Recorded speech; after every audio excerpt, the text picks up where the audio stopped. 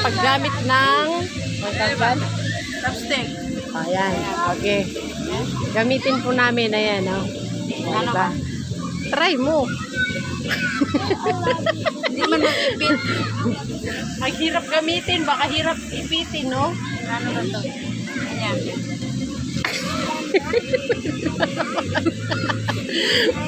Ano ba? Pwede na yan, oh. Oy, hindi man mag-ipit. Ganyan, no? Challenge. Hindi maipit, oy.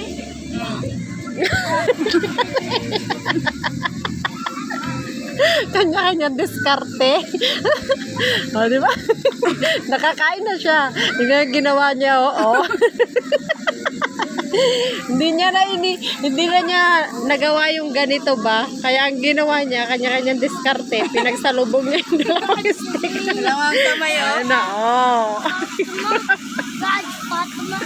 Hindi pala to, ganyan lang. Corazon, ayan. Oh, yan, Ayan na restaurant. yung lunch namin. Challenge. Mag-chopstick.